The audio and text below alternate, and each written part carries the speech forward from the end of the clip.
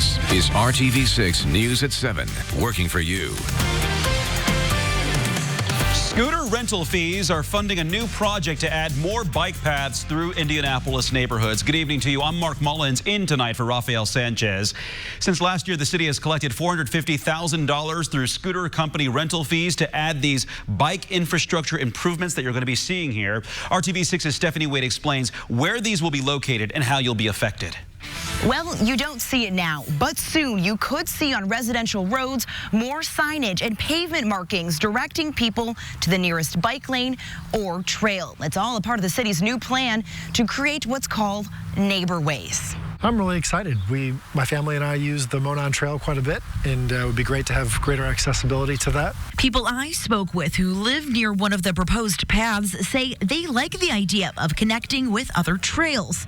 Infrastructure improvement, new signage, and pavement markings will direct people to the closest trails nearby. The orange dotted line you see here is where the lanes would go. For now, the project will be concentrated in two sections of the city, the near southeast side and the near north side. And some of the $450,000 raised through scooter fees will also go toward helping expand 3 local bike shops.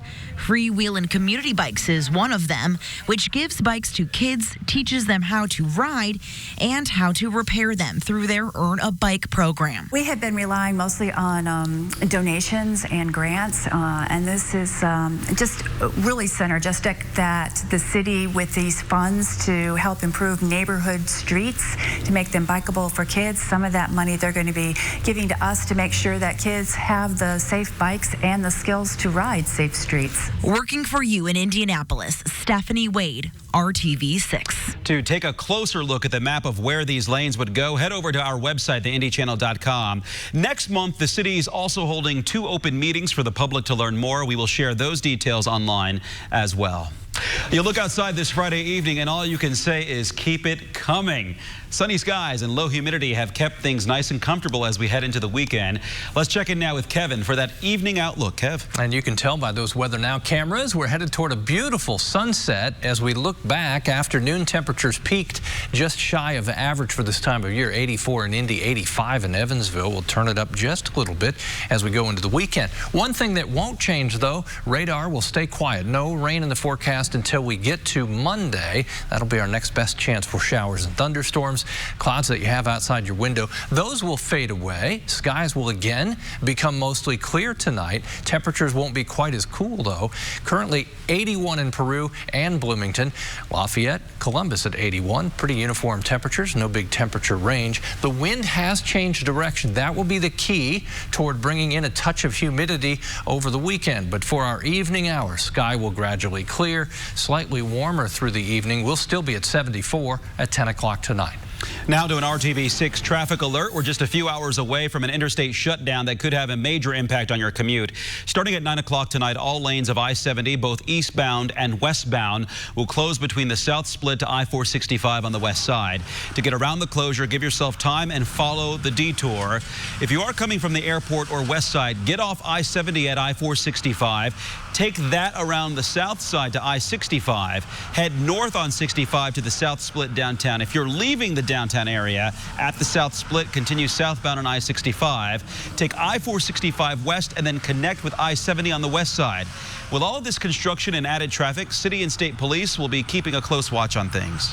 They're going to be patrolling these zones, so be careful, be aware that cars around you may be slowing down, they may be changing because there's a traffic pattern change, anything like that. Just be aware of your surroundings, which means that you shouldn't be on your phone, you shouldn't be driving with any distractions.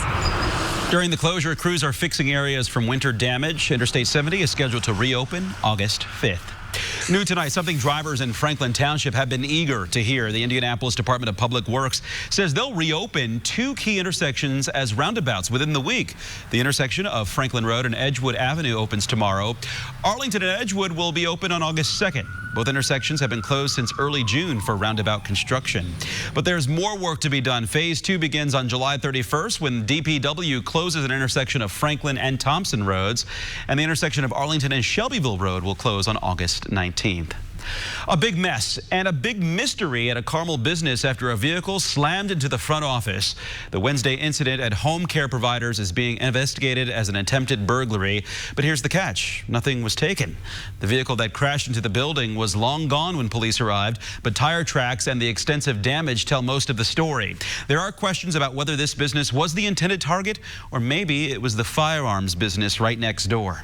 We just don't want to speculate and bring anybody else into why. We don't understand why we were targeted, but we were just as shocked as anybody else. In order to protect the investigation, Carmel police say right now they aren't releasing surveillance video or any other information about the crime. New at 7, a call for help from Indianapolis Animal Care Services. They are trying to find the person or people who vandalized one of their vehicles. Metro Police found the damaged red Jeep Cherokee late last night at Brookside Park on the east side. The shelter uses the Jeep to help educate the public about the importance of keeping pets safe in the heat. Anyone with information about this vandalism is asked to contact Crime Stoppers at 317-262-TIPS. Nearly 150 people are losing their jobs in Lafayette. Alarica notified the state that it is planning to permanently close its call center on Sagamore Parkway South between September 27th and October 31st. 147 people will lose their jobs. The company says all affected employees who remain employed with the company through their designated end date will be paid per their regular work schedule and receive the benefits for which they are eligible. The company is headquartered in Irvine, California. Today, more presidential hopefuls visited Indianapolis to speak at the National Urban League Conference. Among the Democratic candidates making the rounds at the convention center, South Bend Mayor Pete Buttigieg, New York Senator Kristen Gillibrand, and California Senator Kamala Harris. Yesterday's speakers included former Vice President Joe Biden, New Jersey Senator Cory Booker, and Minnesota Senator Amy Klobuchar. All are counting the African-American vote here, which is critical to win their party's nomination. A former U.S. representative from Indiana has registered as a lobbyist in Washington, D.C. Luke Messer, who lost in the 2018 primary against Senator Mike Braun, has registered as a lobbyist for 4 companies, Politico reported this week. Federal law keeps former representatives from lobbying to Congress for a year after they leave office, but that rule does not apply to the executive branch. Messer will lobby the Trump administration on behalf of 2 uranium mining companies and 2 healthcare companies. Coming up here on RTV6 News at 7, disturbing video leads to a change at a popular grocery chain. Why you may not see your normal brand of milk on store shelves anymore at Kroger. Temperatures will warm up over the weekend. We'll talk about our weekend warmth and what it means for Monday coming up. At IndianaStateFair.com. This is RTV6 News at 7, working for you. Tonight, there's a verdict in a 2016 murder. A jury found LaJuan Browning guilty in the deadly shooting of 30-year-old Jessica Whitehouse. She was found in her home on the 4300 block of Norwaldo Avenue in November of 2016. She had been shot several times. Her car, purse, and phone were missing. Police arrested Browning in April of last year. Investigators connected Browning to the murder through witness statements, phone records, and DNA analysis. Browning will be sentenced on August 23rd. Now to the manhunt in Canada for 2 teenagers suspected in a murder spree. We're hearing from the father of one of the suspects and learning of new possible sightings. ABC's Marcy Gonzalez has the latest now from Los Angeles. Tactical teams now focusing on this remote town in Manitoba, Canada, after these fugitive teenagers suspected of killing at least 3 people, including an American tourist, were spotted there this week. He's going to be dead today or tomorrow. The father of one of the suspects, Briar Schmigelski, believes his son is on a suicide mission. A normal child doesn't travel across the country killing people. 18-year-old Schmigelski and his 19-year-old childhood friend Cam McLeod are wanted in connection with the shooting death of North Carolina native China Dees and her boyfriend Lucas Fowler along a highway in British Columbia last week. The teens have also been charged in the killing of college professor Leonard Dick. Investigators say after traveling more than 3,000 miles across Canada and burning 2 of the cars they'd driven, it's now unclear whether they're still hiding out in the rural community of Gillum where they were last seen. Our investigators are also exploring the possibility that the suspects may have inadvertently received assistance in leaving the area. As the manhunt intensifies, authorities tell ABC News they're also investigating whether these images play a role in the case. As reported by Canada's Globe and Mail, Schmigelski reportedly sent a fellow video gamer these photos of him holding a rifle, another of him wearing a gas mask, and this one of him with a Nazi armband and knife.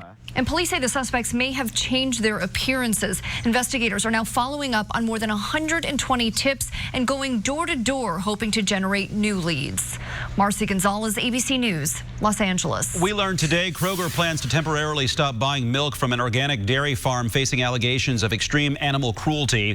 Kroger's decision comes after our report on Wednesday of new video showing the abuse of cows at a natural prairie dairy farm in Texas. The company is planning to open a second organic dairy in Newton County in northwest Indiana. Kroger says it has a long-standing commitment to the humane treatment of animals. It is suspending milk purchases from the Texas farm until an investigation is complete. Unlimited movies. That's what Regal Cinemas is offering up with its new monthly subscription plan, but it comes at a confusing price tag. Regal Unlimited plans range from $18 to $23 per month, depending on where you live. The bigger the city, the more expensive the price. So those paying $18 will have access to 200 of Regal's locations in smaller markets. For entry to 400 second-tier cinemas, fans will pay $21. The $23 price tag means you can go to any Regal theater.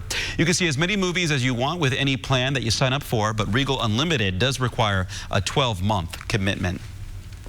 Lots of kids have lemonade stands this time of year, but a Colorado boy is maybe just the sweetest. Brady Campbell's father, Brandon, passed away a few weeks ago after a battle with stage 4 colon cancer.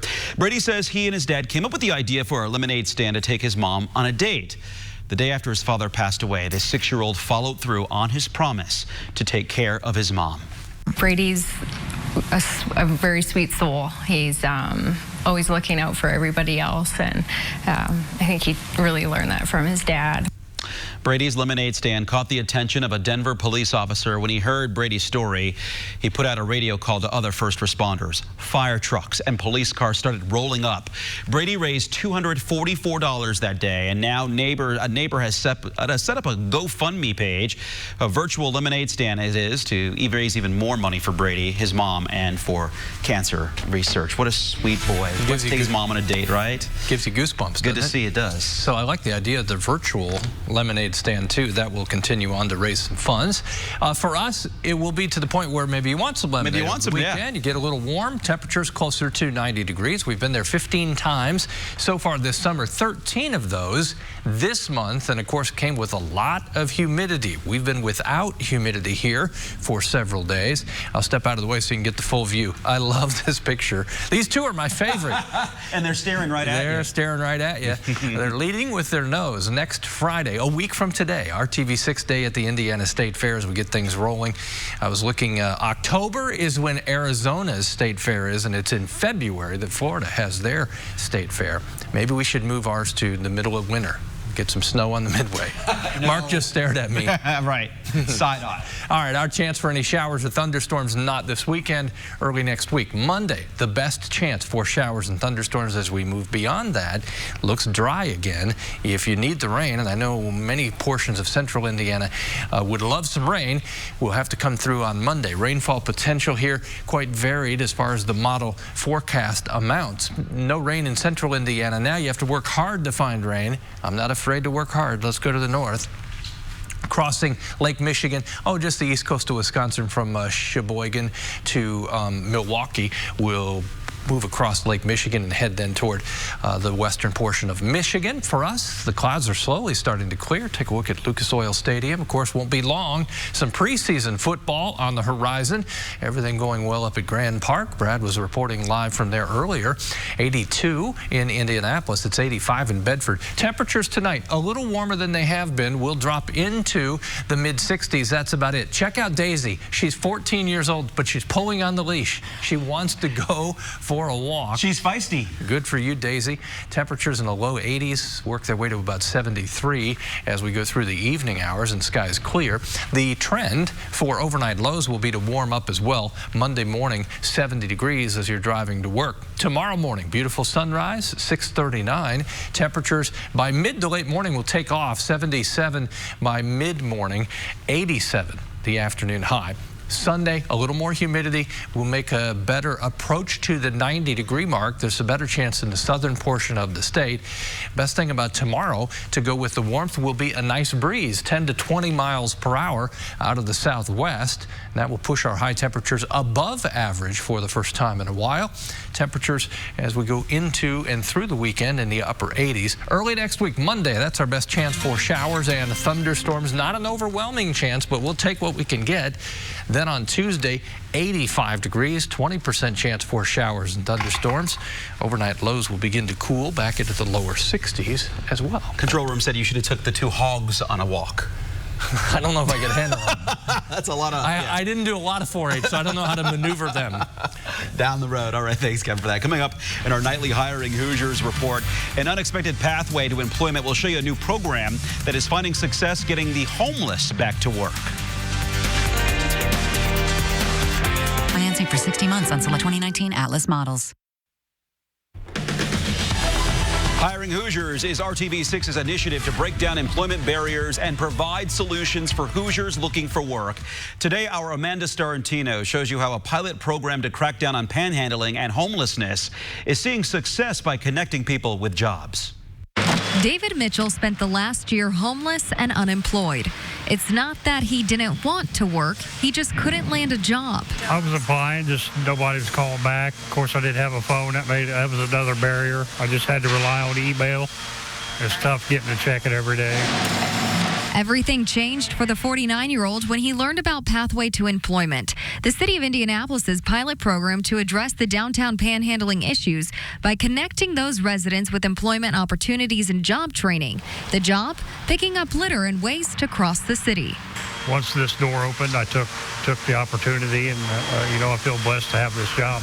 It was the first step David needed because after only a few weeks of participating in the city's program, he landed a full-time position at a recycling company. There are folks that really have barriers to entry at the very beginning of that continuum, and this is one tool that might help break down that barrier. This is the any job foot in the door to get to the better job and then to the career. While Pathway to Employment gives a foot in the door for Hoosiers facing employment barriers, this program also fills a city need of litter control. We can solve a complaint of residents while at the same time providing workforce opportunities for people who need them. To make this program work, the city partnered with Keys to Work, an alternative staffing organization to help unemployed Hoosiers that face challenging barriers like homelessness, low income, and criminal histories get that first job. People want to work. There's a lot of different things that go on in life, and what we've found here is that getting them a job gives them a sense of pride and a sense of hope to continue to work for their families. This job pays $10 an hour, and with Pathway to Employment just in its second month, the program has connected 21 participants to daily jobs for about 2,000 work hours. They're showing up to work every day from 7 a.m. to 2:30, like clockwork. They're interacting with different folks from all walks of life. They're learning how to function as ready-to-work employees, and that's a big part of who we are. It is also providing a reconnection for the people who have felt disconnected, like David, who is now getting his life back on a path that makes him feel whole. It was just getting somebody to call me back right off, just waiting. It took, seemed like forever. And when it did, it's just, blessed my life. Amanda Starantino with that report.